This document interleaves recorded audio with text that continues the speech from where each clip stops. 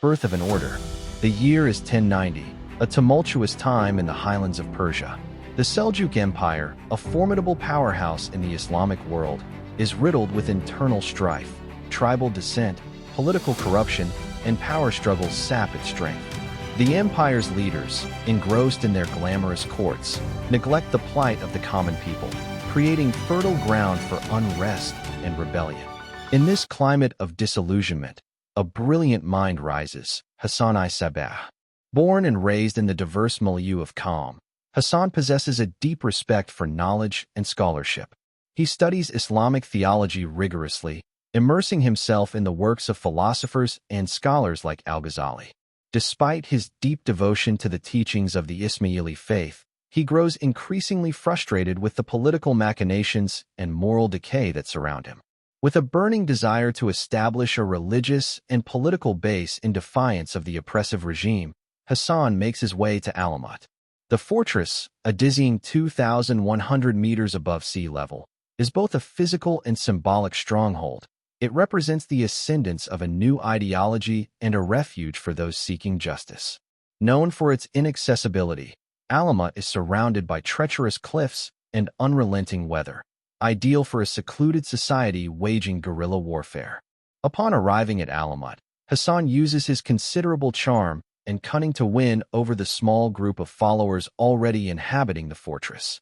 Through persuasive rhetoric and by appealing to their shared grievances against the corrupt regime, he integrates them into his vision for a new community dedicated to spiritual awakening and social justice. He usurps control of the fortress through a mix of strategy and intellect, showcasing that a leader doesn't always need brute force to seize power. As he solidifies his position, Hassan begins to cultivate the Nizari sect, distinguishing it from mainstream Sunni Islam. He embraces esoteric interpretations of the Quran, establishing a belief that knowledge is layered and that the superficial understanding of religion is insufficient. This departure from orthodoxy earns him both fervent supporters and fierce enemies. But how did a scholar grappling with corruption and disillusionment transform his followers from a localized sect into a movement that struck fear into the hearts of emperors and crusader kings alike? The method of the blade. As Hashshashin Sabah unfurls his vision, he introduces an innovative form of warfare that is as psychological as it is physical. The assassins reject the notion of engaging in grand, sweeping battles. Instead, they recognize that targeting key figures can disrupt the status quo and instill fear throughout the empire. In a world where perception often matters more than brute strength, they master the art of the assassination. The Fidayis, literally meaning those who sacrifice themselves, are meticulously trained to be the executioners of this philosophy. Their education goes far beyond mere combat. They learn languages, cultural nuances, and social dynamics, making them adept infiltrators in foreign courts. This diverse training allows them to blend seamlessly into various environments, often going unnoticed until it is too late for their targets. In addition to physical training, the Fidayis are indoctrinated through rigorous social and emotional conditioning. They are taught that loyalty to Hassan and his mission is paramount, elevating them above the mundane concerns of life. The assassins see themselves as agents of divine will, acting on behalf of a higher truth that transcends worldly conflicts. Each successful assassination bolsters their convictions and strengthens their resolve. Their hits are strategically targeted and meticulously planned. One of their most notable assassinations occurs with Nizam al-Mulk, the powerful vizier and advisor to the Seljuk Sultan. The act sends shockwaves through the empire, demonstrating that even the most untouchable figures can fall to the blades of the determined. This incident serves as a clear signal to other leaders. The assassins are a formidable force that cannot be ignored. But were these targeted killings merely acts of survival, or was there a grander scheme at play, involving a meticulously orchestrated plan to reshape the political landscape of an entire region? Philosophy and indoctrination. Within the walls of Alamut, the assassins cultivate an atmosphere where scholarship and philosophy flourish. While they are known as ruthless assassins, the fortress serves as a hub for theological debates, educational initiatives, and intellectual explorations. Hashshashin Sabah emphasizes the importance of understanding hidden meanings in Islamic teachings, an idea known as batin, His followers engage in intensive study to uncover deeper truths about existence, morality, and spirituality. They explore concepts of sacrifice and loyalty, delving into the depths of their faith and the implications of living as a clandestine order. The philosophical underpinnings of their beliefs provide a counter-narrative to their violent methods, allowing them to justify their actions as righteous and necessary. As the assassins' reputation grows, so too do the myths surrounding them. Western chroniclers begin to portray the group in a sensationalized light, often blurring the lines between truth and fiction.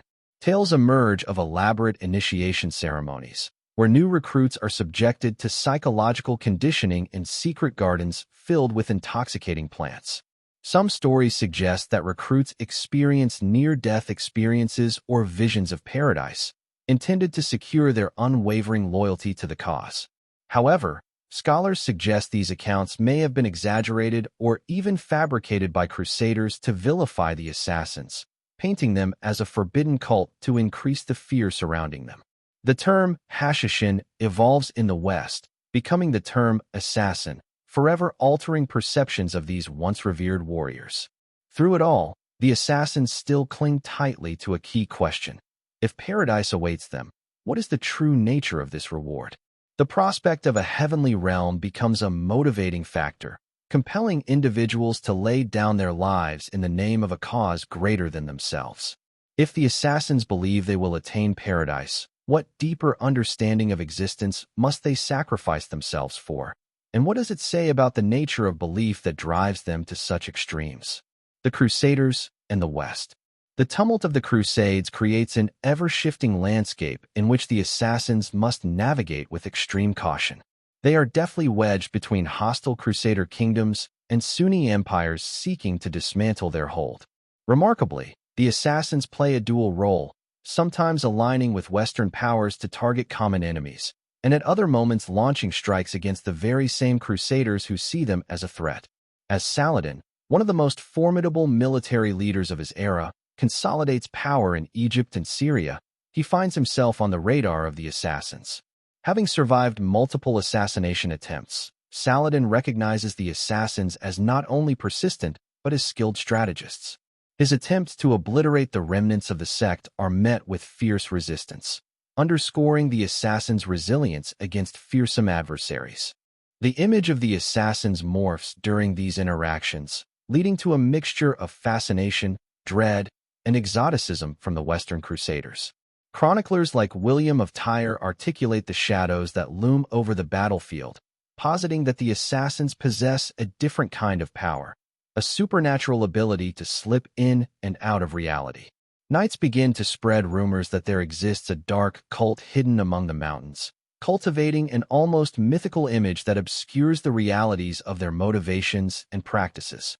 The assassins cultivate this reputation, allowing them to impose a certain level of psychological warfare. By acknowledging their fearsome reputation as an effective weapon, they become a symbolic representation of defiance against oppression, evoking trepidation wherever their name is spoken. But are the assassins mere phantoms lurking in the shadows, or do they possess a strategic acumen that transcends their fearsome reputation, wielding influence over empires far greater than themselves? Mongol invasion and the fall. As the 13th century progresses, a new and ferocious force emerges on the historical stage, the Mongol Empire. Led by the merciless Hulagu Khan, they sweep through Persia, leaving destruction in their wake. The Mongols' approach represents a dire threat, as they regard the assassins not as political rivals, but as an impediment to their conquests. Their strategy is straightforward: eliminate any potential opposition, no matter how elusive. In 1256, the Mongols lay siege to Alamut. In a chilling display of efficiency, they employ brutal tactics, incorporating psychological warfare by executing captured assassins publicly. Hassan has passed by this time, marking the siege as not just an attack on a territory, but an erasure of an ideological movement. The defense of Alamut, once thought impregnable, falters under the relentless onslaught of Mongol ingenuity. Despite fierce resistance, including audacious counterstrikes from remnants of Hassan's followers, the assassins ultimately meet their end. The fortress falls after weeks of siege warfare, The once stalwart symbol of rebellion crumbles under the weight of catapults and relentless fury. The Mongols ransack Alamut, obliterating invaluable texts, records, and even executing the last remnants of the leadership. This moment is pivotal. It is not merely a loss of a fortress, but the obliteration of a legacy.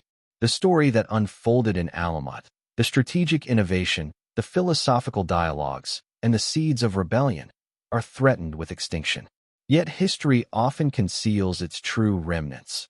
Could the embers of what was once the assassins ignite again in unexpected forms, hidden beneath the ashes of destruction, waiting for the right moment to reemerge? Conclusion. Echoes of the hidden dagger. Despite the fall of Alamut, the spirit of the assassins endures beyond the physical confines of their fortifications. Survivors escape the cataclysm, merging into peaceful Ismaili communities throughout Persia and beyond, adapting a narrative of resilience and education rather than violence. This transformation redefines their legacy, allowing their earlier ideals to drift into myth rather than die in bloodshed. Over the centuries, myths write themselves around the assassins, as tales of an ancient brotherhood capable of striking fear into the hearts of emperors resonate through historical accounts. This is compounded by the fascination of Western chroniclers, whose writings turn the assassins into both villain and enigma, forever shifting their narrative beyond the truth of their existence.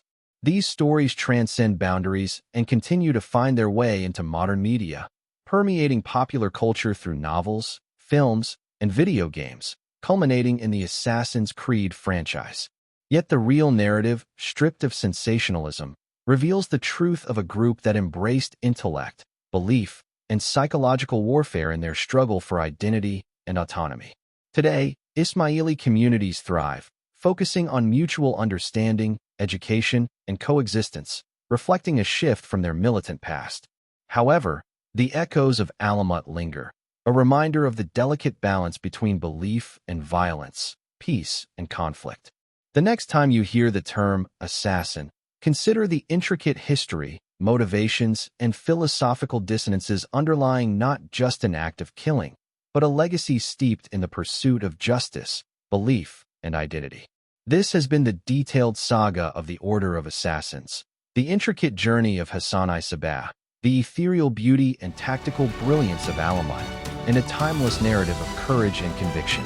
As we delve into the layers of history, we discover that the essence of the assassins extends beyond their blades, challenging us to unravel the complexities that define humanity's struggle for power and faith throughout the ages. If you enjoyed this video, please like, comment, and subscribe to CyberTheo.